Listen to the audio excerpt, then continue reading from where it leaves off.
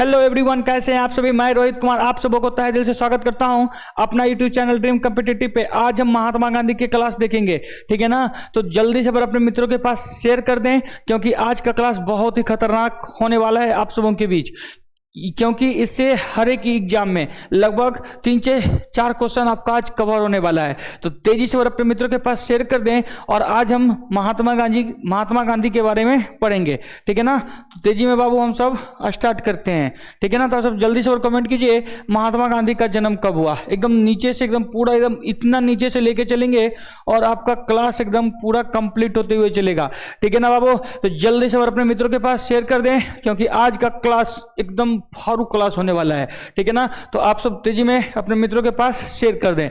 तो देखिए महात्मा गांधी का जन्म बाबू 2 अक्टूबर 1869 ईस्वी में हुआ है।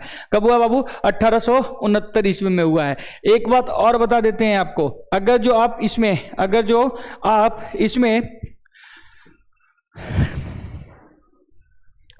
सब इसमें 1869 में अगर जो 400 वर्ष इसमें घटा देते हैं तो कितना? 1469, ठीक है ना। 1469 में एक महान का जन्म हुआ है जिनका नाम है गुरु नानक, ठीक है ना। तो बाबू दो बात यहाँ, 2 डेट आपको याद हो गया होगा, ठीक है। तो सबसे पहले हम सब देखिए 1869 ईस्वी में किनका जन्म हुआ है? तो महात्मा गांधी का। और इसमें हम अगर जो 400 वर्ष पीछे जाएंगे तो एक व्यक्ति का जन्म हुआ है जो सिखों के गुरु माने जाते हैं, जिनका नाम गुरु नानक का जन्म कब हुआ है? तो 1469 ईस्वी में, ठीक है ना। तो जल्दी से ये बात हम सब देख लिए। तो सबसे पहला पॉइंट क्या बता रहे? महात्मा गांधी का जन्म 2 अक्टूबर 1869 ईस्वी में गुजरात के पोरबंदर में हुआ है। कहां बाबू? गुजरात के पोरबंदर में हुआ है। चलते हैं, अब देखिए आपको कुछ बात है, ठीक है ना, उसको आपको समझते हुए चलना है। तो इनके पिता का नाम इनके पिताजी का नाम क्या है जी? करमचंद गांधी। देखिए एक बात बता दें, ये आपको पता होगा, ये मेरे को पता है कि आपको पता होगा, लेकिन कुछ ऐसे चीजें आएंगी जो आप जानकर आश्चर्य होगा, ठीक है ना। तो आप सबों से रिक्वेस्ट है कि एकदम अंत बनाकर वीडियो को देखिए और अपने मित्रों के पास एकदम शेयर कर दें, ठीक है ना। तो यहाँ देखिए इनके पिताजी का नाम जो है बाबू वो क्या है? करमचंद गांधी। और यह करमचंद गांधी जो है यह कहाँ के? तो गुजरात के क्या है? दीवान है, ठीक है ना छोटका। क्या है जी? दीवान है। कहाँ का? तो गुजरात के, ठीक है ना। तो एक बात बता देते, दीवान मतलब क्या होता है? दीवान मतलब अंग्रेज का एक बहुत बड़ा पद हुआ करता था जिसे दीवान नाम देता है, दीवान के नाम से जाना जाता है। दीवान मतलब होता है रुपया पैसा कलेक्ट करने वाला, ठीक है ना। तो भाई यहाँ पर समझ ही सकते होंगे महात्मा गांधी उनका बैकग्राउंड बहुत अच्छा था, लेकिन कुछ लोगों को लगता है कि महात्मा गांधी बस एक धोती और लपेट कर रहते हैं, तो ऐसा नहीं, वह अच्छे बैकग्राउंड से बिलोंग करते हैं, ठीक है ना। तो इनके पिता का नाम करमचंद गांधी, माता का नाम पुतलीबाई। एक बात और बता देते हैं, ये करमचंद गांधी जो है ये टोटल 4 शादियां किए थे और चौथी पत्नी जो है उनका नाम है पुतलीबाई। एक बात और समझ गए होंगे आप सब, फिर से सुनिएगा। महात्मा गांधी के पिता का नाम करमचंद गांधी और वह कितने शादी किए थे? 4 शादी किए थे। और सबसे लास्ट पत्नी पुतलीबाई, ठीक है ना। चौथी पत्नी जो है उनका नाम है पुतलीबाई, और पुतलीबाई छोटका चौथी पत्नी है। और इनके कुल कितने संतान? पुतलीबाई के कुल 4 संतान, और जिसमें चौथे संतान पे एक जन्म होता है जिनका नाम है महात्मा गांधी, ठीक है ना। ठीक है, तो एक बात और आपको बता दें कि अगर जो आप इसमें लिखना चाहेंगे तो महात्मा गांधी पे, तो आप कुछ लिख भी सकते हैं। तो वहां पर यह बताने को आपको हो जाएगा कि अगर जो निकलता है हम दो हमारे दो, ये वाला बात जो चला है, तो अगर जो ऐसा रास्ता तो हमारे बीच एक महान पुरुष का जन्म नहीं होता। क्यों नहीं होता भाई? क्योंकि इनके चौथे संतान जो थे जिनका नाम है महात्मा गांधी। तो भाई यहाँ 4 का सीरीज चल रहा है, ठीक है। तो जल्दी से एक नाम यहाँ पर फिर से देखिए, बापू का मतलब महात्मा गांधी के बचपन के नाम क्या था? तो महात्मा गांधी के बचपन का नाम मेनियो या मोनिया था, ठीक है छोटका। क्या है जी? मेनियो या मोनिया था। था, ठीक है ना। आई होप आपको पूरा क्लियर हो रहा होगा। खैर ये सब तो बहुत बेसिक सी बात है, आपको पता ही होगा, ठीक है। ये मोनिया से ही आगे क्या होते हैं, इनका पूरा नाम जो हो जाता है मोहनदास। क्या बाबू? मोहनदास। और पुराने जमाने में ये सिस्टम है कि अपने नाम के साथ साथ अपने बाबूजी का भी नाम जोड़ा जाता है, तो यहीं से इनका नाम क्या हो गया, मोहनदास करमचंद गांधी, ठीक है ना भाई। मोनिया से हो गया मोहन और दास, और बाबूजी का नाम क्या था, करमचंद गांधी। तो महात्मा गांधी का पूरा नाम मोहनदास करमचंद गांधी हो गया, मोहनदास करमचंद गांधी, ठीक है ना। चलते हैं अब इनके कुछ शिक्षा के बारे में देख लेते हैं, ठीक है ना। महात्मा गांधी की शिक्षा के बारे में, ठीक है। जब उस टाइम, जिस टाइम वो बच्चे थे, तो वह अपना बचपन का शिक्षा कहाँ से पूरा किया, तो गुजरात में है छोटका, जिसका नाम है अल्फ्रेड हाई स्कूल, ठीक है ना। देखिए गुजरात में जो स्कूल है, उस स्कूल का नाम है अल्फ्रेड हाई स्कूल। वह अपनी शिक्षा कहाँ से पूरा किए, तो अल्फ्रेड हाई स्कूल से। लेकिन वह अपना उच्च शिक्षा महात्मा गांधी कहां से प्राप्त किए भाई, तो याद रखना सामरदास कॉलेज, ठीक है छोटका। कहां से, यह अपनी उच्च शिक्षा कहां से किए, सामरदास हाई स्कूल या सामरदास कॉलेज से ही अपनी शिक्षा को पूर्ण किए। निम्न शिक्षा तो क्या हो गया, अल्फ्रेड हाई स्कूल, और उच्च शिक्षा तो सामरदास। यहां तक समझ में आ रहा होगा। अब देखिए मेरी बात, महात्मा गांधी के पिता सोचते थे, एकदम कंफर्म कर लिए थे, क्योंकि आपको पता होगा अभी भी क्या सिस्टम है कि मतलब बच्चा जन्म लिया ही नहीं, एकदम लग रहा है, एकदम सोच के रखता है कि जो बच्चा होगा उसको क्या करेंगे, इंजीनियर बनाएंगे, तो डॉक्टर बनाएंगे, तो जो भी बनाएंगे। तो यहाँ करमचंद गांधी भी सोच लिए थे कि अपने बेटा को क्या करेंगे जी, बैरिस्टर बनाएंगे, वकालत करवाएंगे, ठीक है ना। तो महात्मा गांधी जब 13 वर्ष के हुए, कितने वर्ष के, 13 वर्ष के हुए, तो उनका शादी कर दिए, ठीक है ना। महात्मा गांधी का शादी कर दिए, और वह किन से कर दिए, तो कस्तूरबा गांधी से कर दिए।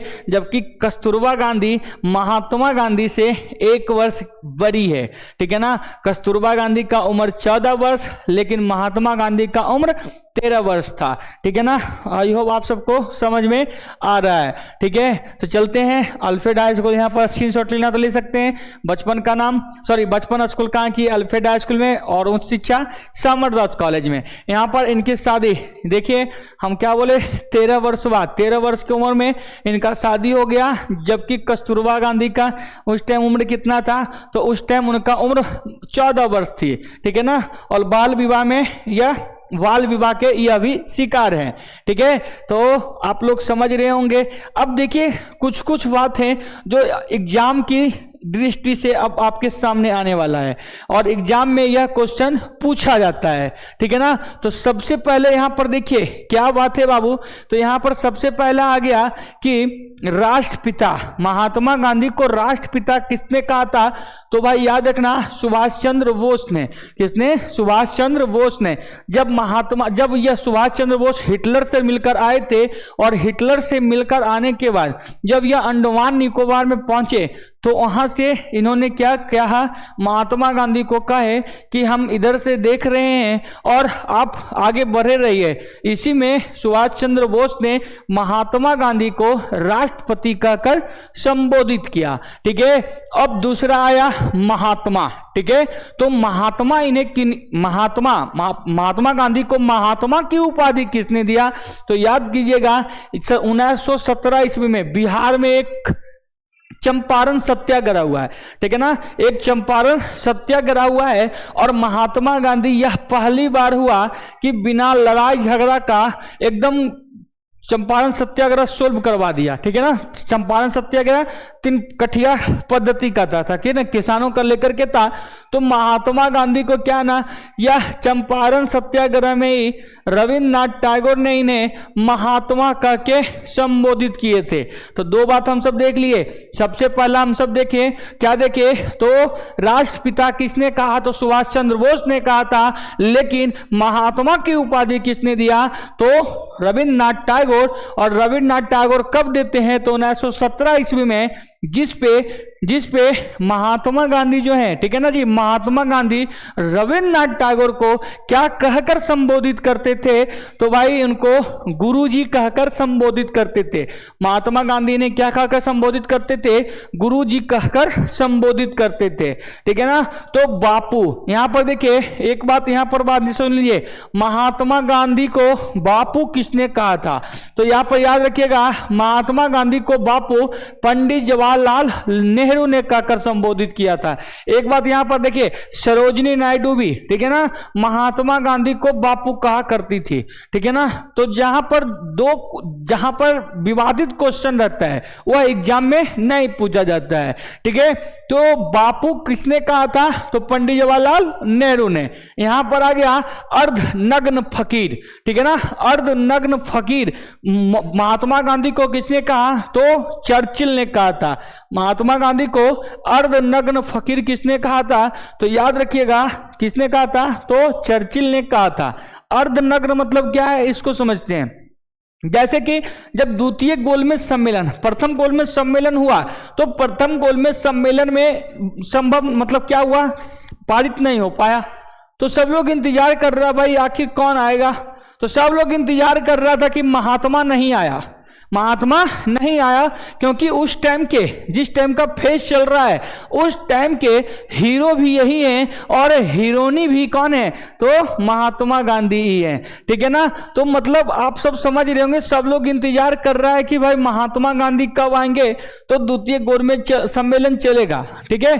तो यहां पर क्या है ना कि प्रथम गोलमेज सम्मेलन में तो नहीं आए, लेकिन जब द्वितीय गोलमेज सम्मेलन पारित हुआ उसमें जब महात्मा गांधी पहुंचे तो महात्मा गांधी एकदम एक छोटा सा धोती पहने हुए और झांपे हुए थे बदन को। तभी यह चर्चिल कहता है कि दूध तेरी के, ये इसी का इंतजार हो रहा था, ये तो आधा वस्त्र क्या है जी, नंगाई पहन कर आया है, ठीक है ना। अर्धनग्न फकीर किसने कहा था? तो चर्चिल ने कहा था। क्या कहा था? कौन किसने कहा था बाबू? चर्चिल ने कहा था। यहां पर देखिए, यहां पर एक नाम और है, मलंग बाबा। महात्मा गांधी को मलंग बाबा किसने कहा था? तो मलंग बाबा अब्दुल गफार खान, अब्दुल गफार खान ने इन्हें मलंग बाबा कहकर संबोधित किया था। मलंग बाबा कहने का मतलब होता है बाबू कि यह अपने क्या जी मगन में मस्त रहते हैं, घूमते रहते हैं, फिरते रहते हैं, इसीलिए मलंग बाबा किसने कहा था? तो अब्दुल गफार खान ने कहा था। इन्हें समांत गांधी भी के नाम से भी जानते हैं, ठीक है। चलते हैं, यहां पर है वन माइंड बाउंड्री फोर्स। तो वन माइंड बाउंड्री फोर्स कहकर किसने संबोधित किया था? तो याद रखिएगा माउंटबेटन ने। यहां पर क्या है जी, वन माइंड बाउंड्री फोर्स क्या है इसको समझते हैं। जब भाई डायरेक्ट कार्रवाई दिवस, ठीक है ना, डायरेक्ट कार्रवाई दिवस जब शुरू हो गया था तो जगह जगह विद्रोह चल रही थी, जगह जगह क्या होता बाबू, विद्रोह हो रहा था। लेकिन एकमात्र महात्मा गांधी थे, एकमात्र ऐसे शेर थे जो पूरा फील्ड में अकेला घूम रहे थे। उसी पर माउंटबेटन कहते हैं कि यह अकेला शेर है, यह अकेला जो है यह घूमने वाला, क्या बोलते हैं बाबू, वन मैन बाउंड्री फोर्स, ठीक है ना। तो एक क्वेश्चन यह भी पूछता है महात्मा गांधी के राजनीतिक गुरु कौन थे? तो याद रखिएगा महात्मा गांधी के राजनीतिक गुरु गोपाल कृष्ण गोखले। महात्मा गांधी के राजनीतिक गुरु कौन है जी? गोपाल कृष्ण गोखले, ठीक है ना छुटका। तो एक समय जल्दी से इसको आप सब स्क्रीनशॉट ले लीजिए, तब तक तो हम पानी पी लेते हैं, ठीक है।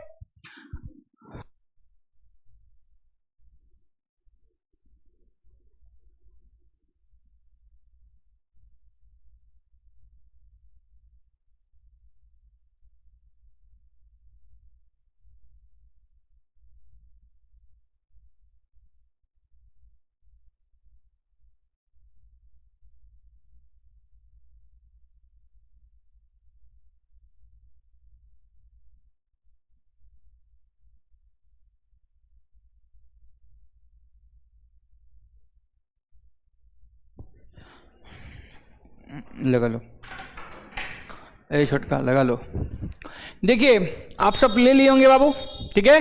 चलते हैं आगे स्टार्ट करते हैं। अभी देखिए आपको बताए थे, ठीक है ना, क्या बताए थे, इनका शादी जो हुआ 13 वर्ष की उम्र में हो गया, मतलब 82 में, ठीक है ना, 1882 में।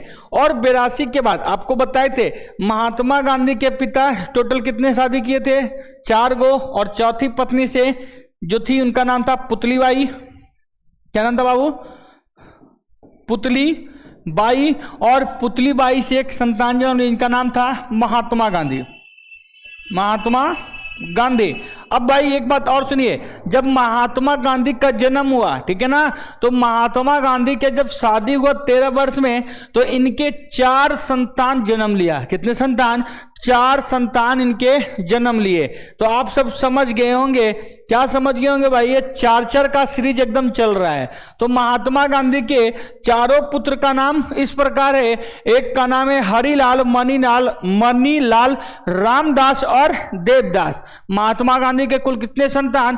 तो महात्मा गांधी के कुल 4 संतान, और 4 संतान इस प्रकार के हैं जिनका नाम सबसे पहला जो है मणिलाल, हरिलाल और रामदास और देवदास, ये 4 संतान हैं। आपको पहले ही बताए थे महात्मा गांधी अपने बेटे को, सॉरी मोहन करमचंद गांधी अपने बेटे को क्या करना चाहता था जी, क्या करना चाहते थे, तो बैरिस्टर का पढ़ाई पढ़वाना चाहते थे। तो यह लंदन तक पढ़े हुए व्यक्ति हैं, ठीक है ना, और बैरिस्टर की पढ़ाई पर या वकालत की पढ़ाई पढ़ने के लिए ये कहाँ पहुंचे, तो लंदन पहुंचे। एक बात और बता देते हैं, यहाँ पर देखिए अभी सब लोग बड़े मतलब आईएएस और रेलवे वगैरह कुछ मतलब जॉब करने के लिए तैयार है, दरोगा बनने के लिए तैयार है, लेकिन उस टाइम सभी का एक ही लक्ष्य होता था कि हम वकालत करें, वकालत की पढ़ाई पढ़ें। अभी तो है आईएएस करेंगे तो क्या करेंगे भाई, बीपीएससी वगैरह निकालेंगे, डीएम बनेंगे, लेकिन उस टाइम बस एक ही था,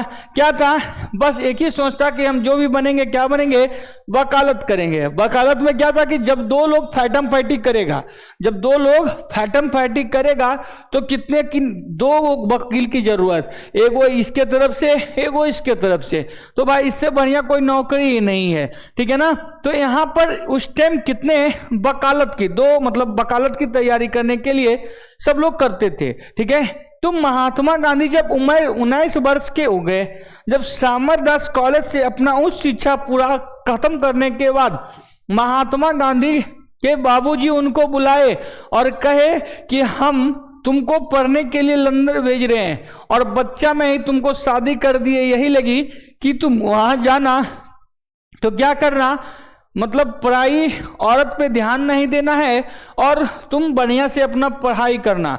तो महात्मा गांधी 19 वर्ष की उम्र में, ठीक है ना, 1888 ईस्वी में और 1888 के आसपास इनका पहला बेटा जन्म भी ले लेते हैं, ठीक है ना। तो 19 वर्ष की उम्र में 1888 में लंदन वकालत की पढ़ाई करने के लिए गए। कहाँ गए बाबू? वकालत की पढ़ाई करने के लिए लंदन गए, और वह 3 साल का कोर्स पूरा करके, कितने साल का? 3 साल का कोर्स पूरा करके वह कहाँ आ गए? वापस आ गए। कहाँ आ गए भाई? वापस आ गए। जब वापस आ गए तो इनका पढ़ाई जब पूरा हो गया, पढ़ाई पूरा करने के बाद महात्मा गांधी जब भारत जब आए तो यह अभी बस घूरी फिर रहे थे कि गुजरात का एक व्यापारी था जिसका नाम था अब्दुल्ला। क्या था नाम बाबू? अब्दुल्ला। गुजरात के व्यापारी है जिसका नाम है अब्दुल्ला। वह कहाँ काम कर रहा है जी? तो वह दक्षिण अफ्रीका में एक व्यापार है। क्या है बाबू? दक्षिण अफ्रीका में वह एक व्यापार है। और महात्मा गांधी को अब्दुल्ला को यह बात पता चला कि एक नया एक आया है फलना का बेटा वकालत करके, और उसको भाई वकील की जरूरत थी, तो बोला कम पैसा में भारत का मतलब अपने तरफ का रहेगा तो ज्यादा बढ़िया रहेगा। और वह अब्दुल्ला व्यापारी जो थे महात्मा गांधी को बुलाया, बोला कि भाई तुम आओ मेरे पास, यहाँ पर आओ दक्षिण अफ्रीका, 1 साल का एग्रीमेंट हम कर देते हैं। क्या है बाबू? कितने साल का? 1 साल का एग्रीमेंट पे महात्मा गांधी को बुलाया, और बुलाने से पहले उन्हें क्या किया, जहाज का टिकट और ट्रेन का टिकट एकदम कटाकर भेज दिया कि भाई आप आ जाइए, दक्षिण अफ्रीका के कहाँ, तो डरबन में आप मेरे पास पहुंचिए और यहाँ पर आने के बाद आप हमसे मिलिए, ठीक है ना। तो महात्मा गांधी को लगा कि भाई चलो ठीक है, क्या ठीक है जी, महात्मा गांधी को लगा चलो ठीक है। देखिए यहाँ पर पॉइंट में समझते हैं, इन्होंने 1891 में 3 वर्षों की शिक्षा पूरा करने के बाद गुजरात पहुंचे, जिसमें गुजरात का एक व्यापारी दादा अब्दुल्ला, जो दक्षिण अफ्रीका के डरबन में रहता था, उन्होंने महात्मा गांधी को 1892 ईस्वी में, कब बाबू, 1892 ईस्वी में 1 वर्ष के एग्रीमेंट करवाकर दक्षिण अफ्रीका के डरबन में बुलाया। और महात्मा गांधी क्या किए भाई, एकदम चल दिए, टिकट कटा हुआ ही था, एकदम फर्स्ट क्लास बोगी में बैठे और एसी बोगी में बैठे हुए थे। जब एसी बोगी में बैठे हुए थे तो वहां पर क्या हुआ, एक टीटी आया और बोला कि अगले स्टेशन में तुमको क्या होना है, तुम दूसरा बोगी में चले जाना। इसमें महात्मा गांधी कह बैठे कि आखिर क्यों, मेरे पास देखो भाई टिकट तो कटा हुआ है, बोनाफाइड टिकट भी दिखा दिए, लेकिन उन्होंने क्या किया, उस टिकट को पकड़ा और बाहर फेंक दिया और कहा कि यह बोगी जो है गोरे साहेब के लिए है, तुम जैसे काले के लिए नहीं है, ठीक है ना। जब ऐसी बात सुने महात्मा गांधी, तो महात्मा गांधी कहा कि हम तो टिकट कटाए हुए थे, लेकिन कहा कि तुम टिकट कटाई हुए भी हो ना, तो तुम काले हो और यह बोगी गोरे साहब के लिए, अंग्रेज के लिए, तुम्हारे लिए दूसरा बोगी है। अगर जो यहां तक देखो दक्षिण अफ्रीका भाई, ठीक है ना, ये पृथ्वी पर एक ऐसा देश है दक्षिण अफ्रीका, यहाँ भी क्या अभी भी क्या है ना, यहाँ अभी भी क्या है, गोरे और काले के लिए अलग अलग कॉलोनी है, ठीक है ना। कहा जाता है यह कहता है कि काले व्यक्ति को दिमाग नहीं होता है, ठीक है ना, काले व्यक्ति के पास दिमाग नहीं होता है, ठीक है। तो भाई एक बात और सुन लीजिए, जब ऑफलाइन में जब यह बात पढ़ाते हैं तो सबको लगता है कि सब अपने अपने में देखते लगता है कि हम काले हैं और गोरे हैं। तो भाई एक बात बता देते हैं, भारत में काला गोरा है कहाँ, ठीक है ना। जो काला भी है एकदम फेशियल उशियल मारा वो भी गोर हो गया, ठीक है ना, वैसा नहीं, एकदम मिल्की व्हाइट, एकदम व्हाइट चाहिए, ठीक है ना। तो वही बात है झुटका, किसके लिए, वहां पे दक्षिण अफ्रीका में रंग का भेद है, रंग का भेदभाव है, ठीक है ना, रंग का भेदभाव है। और महात्मा गांधी को जब टिकट फेंक दिया तो महात्मा गांधी कहे कि भाई हम तो टिकट कटाए हुए थे, अगर जो आपको लगता तो आप हमके उठा के क्या कीजिए, नीचे फेंक दीजिए, ठीक है ना, नीचे फेंक दीजिए, हम खुद उतरेंगे नहीं। तो भाई क्या हुआ, एक स्टेशन था जिस स्टेशन का नाम है पीटरमारित्सबर्ग, क्या बाबू, पीटरमारित्सबर्ग, मतलब पीटा और क्या किया, उठा के महात्मा गांधी को फेंक दिया। लेकिन जब फेंका तो किसी के मन में आ रहा होगा ना कि महात्मा गांधी को कुछ नहीं हुआ, नहीं, जब गाड़ी रुका तब स्टेशन पे उतार दिया, ठीक है ना। कौन सा स्टेशन के नाम ध्यान रखिएगा बाबू, पीटरमारित्सबर्ग, क्या रे, पीटरमारित्सबर्ग स्टेशन पे क्या किया, महात्मा गांधी को उठाकर फेंक दिया, ठीक है ना। अब पीटरमारित्सबर्ग का राजधानी नेटाल, ठीक है ना जी, नेटाल की राजधानी था पीटरमारित्सबर्ग। तो आई होप आपको इतनी बातें समझ में आ रही होगी। एक बात और बता दे, जब महात्मा गांधी को फेंक दिया, जब महात्मा गांधी को बाबू फेंक दिया तो महात्मा गांधी एकदम टेंशन में आ गए कि भाई अब बताओ हम रात में जाए तो कहाँ, क्योंकि उतना ट्रेन व्रेन भी नहीं चलता था, आराम से एकदम ठंड में एकदम बैठे हुए थे। जब बैठे हुए थे ना तो समझ में नहीं आ रहा था, और महात्मा गांधी को जितना ज्यादा ठंड लगे उनके इरादा को और मजबूत कर रहा था। और महात्मा गांधी पुनः गए स्टेशन के मास्टर के पास, टिकट काउंटर पे और कहे कि आप हमें क्या करें, एक टिकट दें। और टिकट फिर पुनः हुआ एसी का लिए, और वहां फिर बैठे और महात्मा गांधी को उनका भाग कहिए। जब महात्मा गांधी इस बार उस ट्रेन में बैठे तो उस बोगी में जस्ट सामने एक अंग्रेज बैठा हुआ था। अंग्रेज कहा कि भाई हमको कोई दिक्कत नहीं है, जाने दो।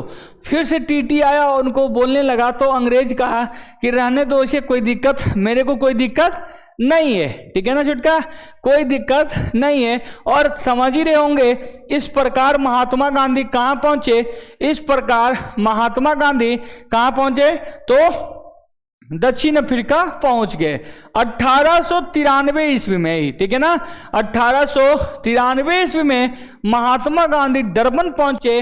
अब यहां सबने अवज्ञा शुरुआत किए, ठीक है ना। तो यहां पर सुनिएगा मेरी बात, सत्याग्रह, ठीक है। तो महात्मा गांधी, ठीक है ना, सबने अवज्ञा नहीं बाबू, सत्याग्रह, ठीक है, सत्याग्रह।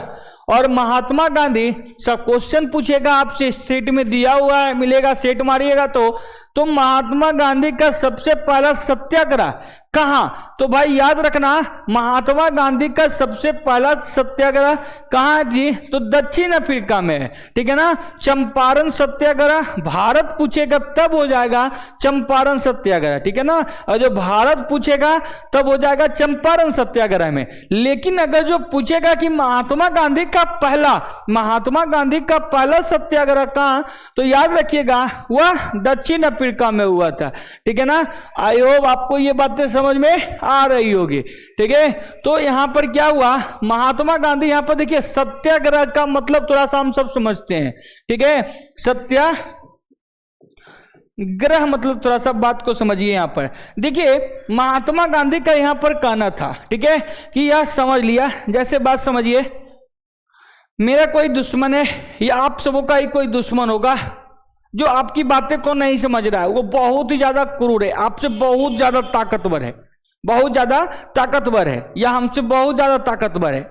जब हमसे ताकतवर है तो भाई अगर जो हम उससे किसी प्रकार से लड़ना चाहेंगे, तो जब मेरे से सब चीज में वह ताकत है तो क्या करेगा, एकदम मुंह कान फुला देगा, सही की गलत, एकदम फुला देगा। तो भाई एक बात यहीं पर समझिए, तो महात्मा गांधी या अंग्रेज हम क्या था, एकदम हाई वोल्टेज का, सब चीज में संपूर्ण था।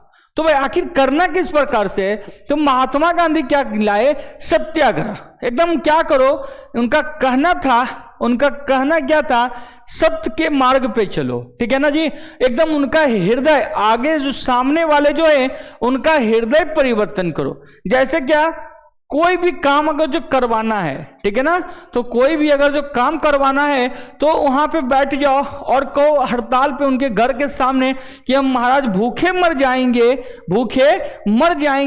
लेकिन आप क्या कीजिए, यहां से जाएंगे नहीं, आप मेरा यह काम तो कर दीजिए। अगर जो उसका हृदय परिवर्तन हुआ तो जरूर क्या होगा, वह तुम्हारा काम कर देगा, ठीक है ना। तो लड़के सब में देखिए, जैसे आप पे यह बात बताते हैं, अगर जो कोई भी स्टूडेंट को, ठीक है ना, कोई चीज की आवश्यकता हो, जैसे फोन ही लेना हो या कुछ भी करना हो, तो किनका वाला रूप लाओ बाबू, महात्मा गांधी का रूप लाएगा तो काम आपका हो सकता है। घर में क्या करना है, एकदम कहना है, अच्छा तुम ही सब गौर करो, कोई छुटकी या छोटका घर में कुछ लेने के लिए परेशान होता होगा, ठीक है ना। तो परेशान होने के बाद तुमको किस प्रकार मिलता होगा, कोई स्टूडेंट यह करता है, यह जैसे सपोर्टेड कहा कि हमको ये चीज चाहिए, पहले तो ध्यान नहीं देंगे, और जब ध्यान दिए ना तो इग्नोर कर दिए, तो तुम गुस्सा में क्या करेगा, खाना नहीं खाएगा, ये करेगा, ये नहीं करेंगे, वो नहीं करेंगे, तो गार्जियन और ऊपर से दे देंगे, ठीक है ना। तो भाई यहां पर क्या करो, महात्मा गांधी का नियम तुम लगा सकते हो, दिन भर पढ़िए, एकदम पढ़ते रहिए, ठीक है ना। और क्या कीजिए, अपना प्रस्ताव को फिट रखिए, बोलिए कि हम गुसाल नहीं है, हम खाएंगे नहीं, लेकिन हम पढ़ते रहेंगे, ठीक है ना। हम सबसे बोलिए, बतियाइए, लेकिन क्या कीजिए, खाएंगे नहीं। 1 दिन होगा, 2 दिन होगा, जरूर आपके गार्जियन का हृदय जरूर परिवर्तन होगा, ठीक है ना। तो बात आप सब समझ रहे होंगे। तो यहां पर छोटका सबने अवज्ञा नहीं है, ठीक है ना। यहां पर क्या छोटका, सत्याग्रह। और महात्मा गांधी सबसे पहला सत्याग्रह कहां किए, तो महात्मा गांधी सबसे पहला सत्याग्रह दक्षिण अफ्रीका में किए। कहां किए जी, दक्षिण अफ्रीका में किए। आप सब समझ रहे होंगे, तो यहां पर बात को समझिए, दक्षिण अफ्रीका में किए थे सबसे पहला सत्याग्रह, ठीक है। चलते हैं, अब कहानी सुनते हैं। महात्मा गांधी सबसे पहला सत्याग्रह दक्षिण अफ्रीका में। यहां पर देखिए 1903 ईस्वी में, ठीक है, 1903 ईस्वी में महात्मा गांधी ने सबसे पहला पत्रिका निकाला, जिसका नाम था इंडियन ओपिनियन समाचार पत्र, ठीक है। महात्मा महात्मा गांधी द्वारा एक समाचार पत्र निकला जिसका नाम है इंडियन ओपिनियन समाचार पत्र। वो कब निकाला गया छोटका, तो याद रखना 1903 ईस्वी में। कब बाबू रे, 1903 ईस्वी में।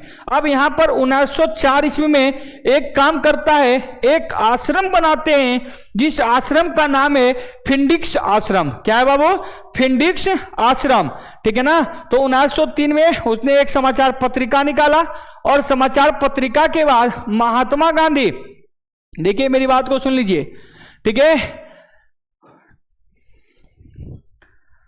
1 सेकेंड, हाँ, 1904 ईस्वी में महात्मा गांधी ने भारतीयों का सहयोग करते हुए उसने सबसे पहला आश्रम, कौन सा आश्रम, फिंडिक्स आश्रम को बनाया। देखिए मेरी बात, अगर जो पूछेगा महात्मा गांधी का सबसे पहला आश्रम तो लगाइएगा फिंडिक्स आश्रम। अगर जो पूछेगा महात्मा गांधी का सबसे पहला आश्रम कहां, भारत में, अगर जो पूछेगा तब होगा साबरमती आश्रम। समझ में आ रहा ना। अगर जो पूछेगा दक्षिण भारत का, महात्मा गांधी का सबसे पहला आश्रम तो साबरमती आश्रम। कब बनाए, तो 1904 ईस्वी में। एक बात और बता देते हैं, यह आश्रम इसलिए बनाया गया था कि जितने भी मतलब भारतीय वहां गए हैं तो भारतीयों के साथ बहुत ज्यादा कष्ट हो रहा था, तो महात्मा गांधी यह आश्रम इस प्रकार बनाए कि यहां पर कोई भी भारतीय आके रह सकता है, खा पी सकता है, कोई टेंशन नहीं, ठीक है ना। तो 19 में, चलिए बात को आप सब समझ गए, 1904 ईस्वी, ठीक है। अब देखिए 1906 में एकदम बहुत खतरनाक होने वाला है, ठीक है। 1906 ईस्वी में क्या हुआ जी, यहां देखिए 1906 ईस्वी में अंग्रेज ने दक्षिण अफ्रीका में रहने वाले भारतीयों के लिए नागरिकता कार्ड लेने को कह दिया। कहा कि भाई देखो 1906 में तो और कुछ हो गया, कहा कि जो भी भारत के लोग हैं, जो भारत के रहने वाले हैं और यहां रहने के लिए दक्षिण अफ्रीका आए काम करने के लिए, तो क्या किया जाएगा, उसको नागरिकता कार्ड लेकर चलना होगा। जैसे तुम भाई दक्षिण अफ्रीका में आए हो काम करने के लिए तो तुम वोटर आईडी कार्ड भी देखते हो ना जी, तो वह क्या रखेगा, तुम अपने पॉकेट में रखेगा। अगर जब मन आएगा तब हम तुमसे क्या कर सकते हैं, चेक करेंगे। अगर जो तुम्हारे पास नहीं मिला तो तुम्हें क्या कर दिया जाएगा, देशद्रोही घोषित कर दिया जाएगा, ठीक है ना। और क्या कर दिया छोटका, एक काम और किया जिसमें चलाने का आदेश दे दिया। इस पे महात्मा गांधी ने क्या करते हैं, विरोध करते हैं, ठीक है। सबसे पहले एक बात और सुन लेते हैं, यहां पर एक चीज और लाया, विवाह।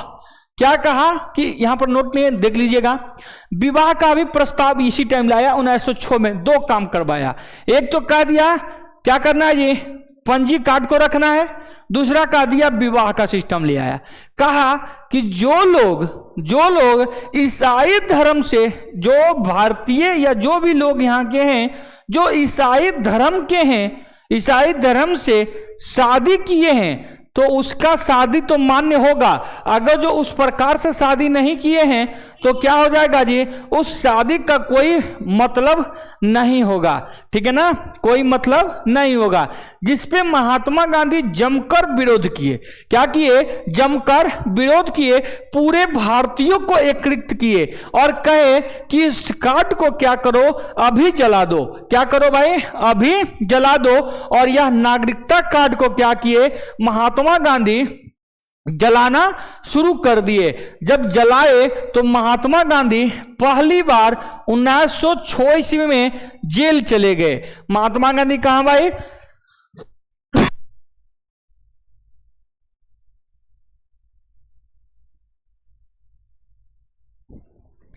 महात्मा गांधी क्या हुआ भाई, 1906 ईस्वी में पहली बार जेल चले गए।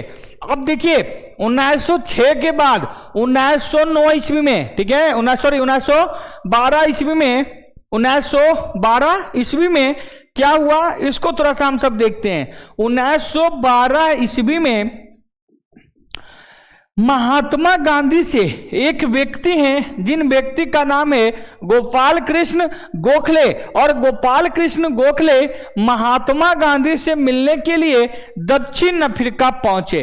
देखिए मेरी बात, जब महात्मा गांधी जेल गए 1906 में, तो यहां पर बहुत ज्यादा विरोध हुआ, ठीक है ना जी। जब विरोध हुआ तो यह महात्मा गांधी जो यह पंजीकरण वाला सिस्टम था, ठीक है, नागरिकता कार्ड वाला सिस्टम था, उसको खत्म करवाए। और जब खत्म करवाए उसके बाद जो विवाह वाला जो सिस्टम लाया था, विवाह में जो वैध माना जाएगा, तो उसमें यह कहा कि जो ईसाई लोग हैं और वह ईसाई धर्म से विवाह नहीं किए हैं, उस पर यह नियम लगाया जाएगा। मतलब 1906 में दो चीज लाया गया, उसको महात्मा गांधी समाप्त किए, और समाप्त करने के बाद 1912 ईस्वी में गोपाल कृष्ण गोखले महात्मा गांधी से दक्षिण अफ्रीका मिलने के लिए आए। महात्मा गांधी से दक्षिण अफ्रीका मिलने के लिए आए, ठीक है ना। चलते हैं आगे, देखते हैं।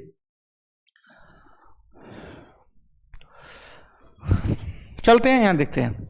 अब देखिए, मिले गोपाल कृष्ण गोखले। अब देखिए, सॉरी वो वाला बात यहां पर आया, जो विवाह वाला बात बता रहे थे ना, यहां पर ले आए, ठीक है, सॉरी मिस्टेक। चलिए यहां पर देखते हैं, यहां क्या कहा।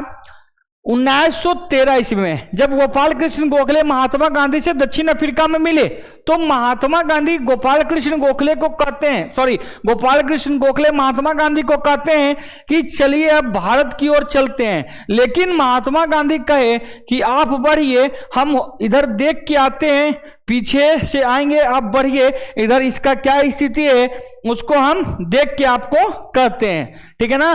तो 1913 गोपाल कृष्ण गोखले मैटर को समझाए और चले गए। लेकिन 13 में छोटका क्या कर दिया, सुप्रीम कोर्ट द्वारा आज्ञा ला दिया कि ईसाई धर्म के हिसाब से जो शादी नहीं किया है, ईसाई धर्म के हिसाब से जो शादी नहीं किया है, उसे क्या माना जाएगा जी, अवैध घोषित कर दिया जाएगा।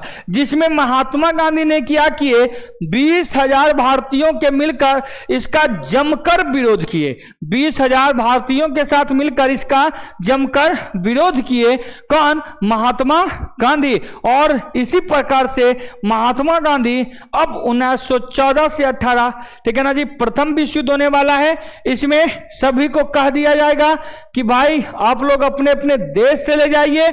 इसी में महात्मा गांधी 1915 ईस्वी में भारत आएंगे, और भारत का आगमन हम सब कल के क्लास में देखेंगे, ठीक है ना। महात्मा गांधी का भारत आगमन, ठीक है ना, हम सब कब देखेंगे बाबू, कल की क्लास में देखेंगे।